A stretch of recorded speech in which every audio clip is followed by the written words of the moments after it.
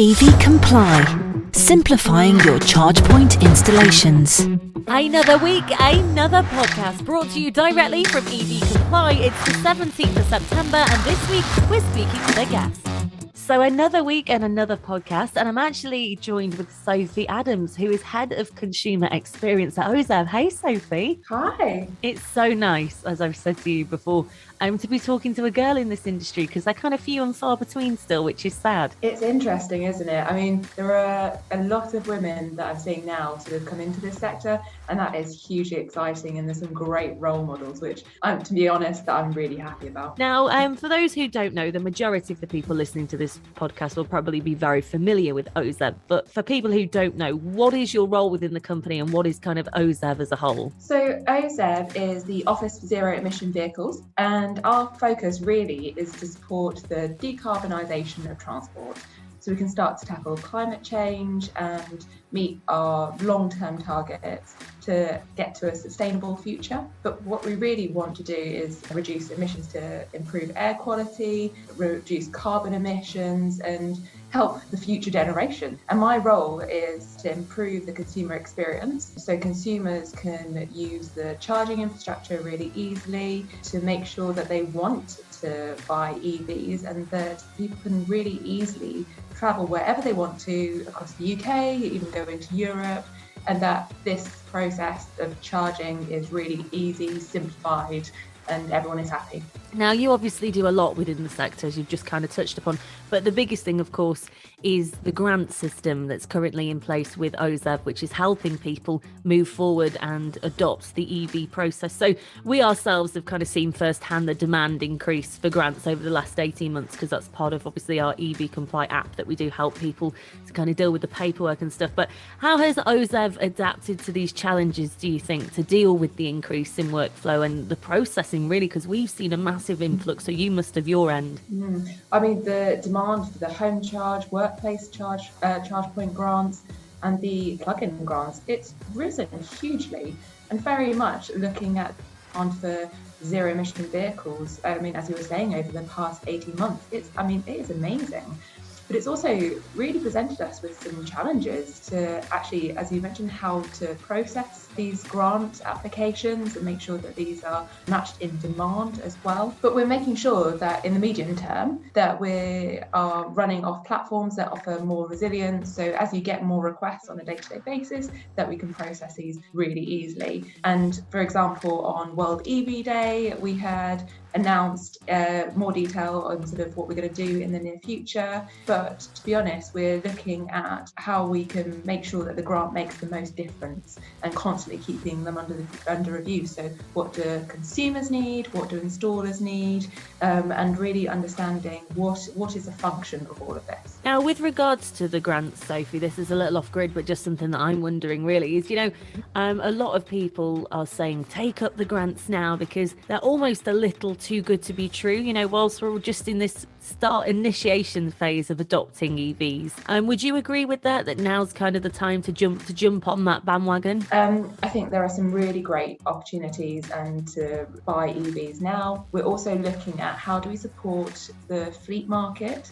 Yeah, so people like taxi firms, the people that hire cars out, actually once that market taking up more electric vehicles, that actually will see the second-hand market begin to flourish. So the cost of vehicles will come down, as actually you might not need to purchase a new car, but the grants are really good. We've introduced the plug-in car grant that is being taken up sort of in an exceptional way over the last 2 years. So I would really want to see that continuing, that trend over the next couple of years. Absolutely. Now, as electric vehicle uptake has grown massively, of which you've just touched upon, the demand for the OZEV grant is high and it's definitely helping to kickstart the sector as a whole. But what lessons have been learned and how are OZEV improving the consumer experience? Obviously, this is what you're head of in your department. So, with everything, nothing goes completely plain sailing first time, especially when you're working with technology.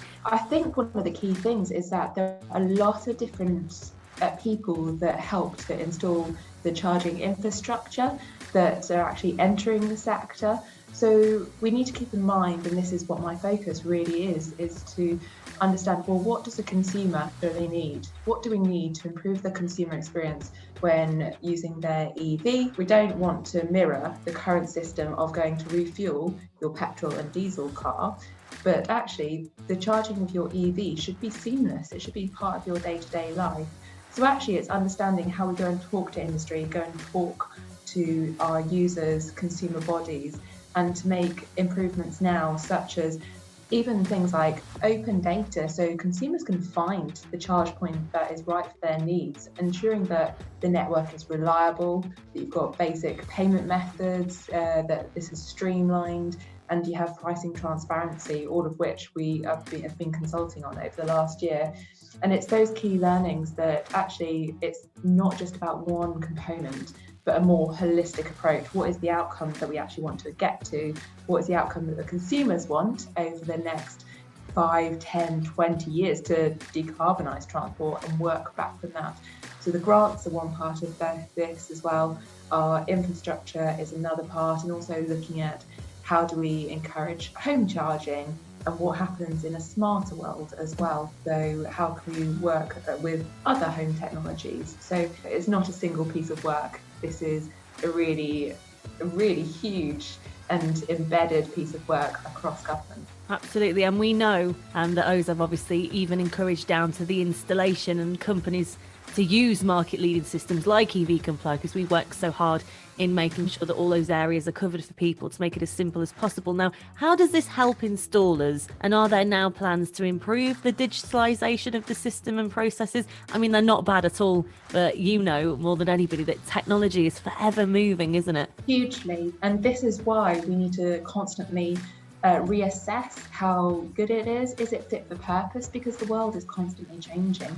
If you think about ideas and innovation 10 years ago, it's hugely different from where we are now, and even within 2 years it changes.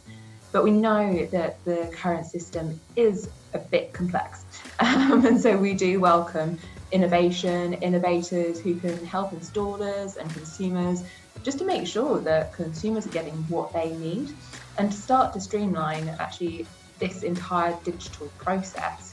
So again, we know it's complex, and actually from now until early 2022, we're looking to revamp this, and we're going to be engaging with users, but so not just your EV consumer, but installers, innovators, operators. We want to talk to people, and we'll be doing this engagement piece to understand actually, well, how can we get the best outcome? How can we streamline this process? And what can we learn from it? Because actually, as we move into this data and digital world, as we're moving online, we need to make sure that our systems are top notch, that they can evolve, and they're as future-proof as possible. I mean, here at EV Comply, we're constantly obviously looking at what OZEV's doing, because you're leading really in terms of what then needs to be tweaked our end. It's never going to be perfect, but as long as it's usable for our installers, our consumers, that you're going in the right direction, to be honest.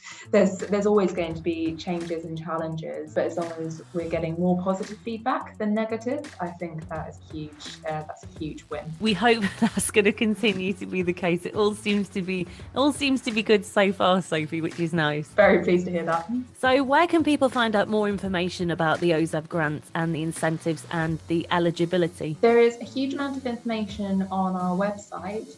And also, if you search for government grants for low emission vehicles, that should come up with our website. And it really goes into detail about what you are eligible for, how to actually access the information, how to apply, when. And we do put a lot of information up on our gov.uk pages. So if you're interested more about low emission vehicles, you can find a bit more about sort of the work that we're doing across OZEV. So we know that OZEV are always changing, always trying to keep up to date. And we also know that you have quite a lot going on there, Sophie. So tell us a little more about that. So there's a huge amount going on, as always. So things like we've got our government response to the consumer experience to improve the experience at public charge points, which I'm leading on. And that will talk about sort of how we're going to be opening up data, what are our next steps to make sure that consumers want to use the charging network. We've also got our infrastructure strategy, which is going to be published in the upcoming months, which we're very excited about. And we're also heading to the climate change conference in November, and we're really excited about that. So we're looking at what do we need to feed into Transport Day. We're super excited about this. It's a great opportunity to show off all of the work we've done. And as usual, there's going to be a lot of other interesting publications coming up, so do keep an eye out. EVs are a very hot topic at the moment, and there is a huge amount, not just in OZEV, but working across government. So it's very much a team effort. Brilliant stuff. So would you say that, for people listening, that the grants are not here forever, but they're here to stay for a little while until we've kind of reached the 2030 target, would you say? I would say that they are here to stay for the moment, and I would definitely encourage everyone to take them up. This is a really exciting offer, and the EVs that are available are really exciting, and it is part of your day-to-day life. It removes all of the need to refuel at petrol and diesel, and the grants for sort of the home charging, they're really, really good. So I would definitely encourage everyone who can to take those up. Fabulous stuff. So thank you so much to Sophie Adams, who is Head of Consumer Experience at OZEV, for talking to us today. You've been very informative. You've answered all of our questions, so thank you so much. Thank you so much for having me. It's been great fun.